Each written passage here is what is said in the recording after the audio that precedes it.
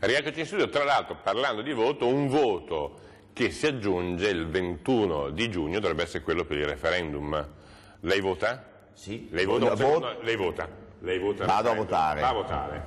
Beh, si può scegliere, in questo caso, anche di non votare, può essere una scelta meno discutibile di quella precedente.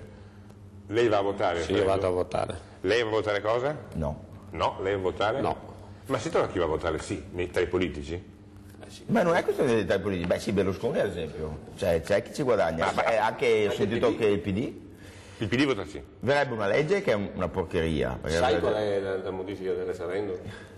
No, io so che se aspetto di vedere chi poi di voi non è candidato, magari vi invito entrambi a parlare del referendum prossimamente. Però posso dire una cosa? Io penso che magari non mi guarda nessuno, ma io ritengo che sia un dovere di un emittente, un'Antena 3 che è impegnata nell'informazione anche politica, fare una trasmissione invitando, se poi vuole venirmi a far piacere, se non è candidato.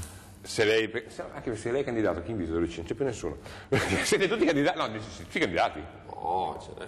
Però posso dire sullo strumento del referendum una cosa. Poi lo spieghiamo, c'è una telefonata. Io ritengo che sia un dovere quello di dovere. Quorum e dopo cosa fa? Perché Però, nessuno sa cos'è questo referendum. Ripeto, nessuno sa cos'è. Farò una trasmissione che sarà un bagno di sangue negli ascolti, ma penso sia un dovere occuparsi del referendum perché non ne parla nessuno, però il 21 votiamo.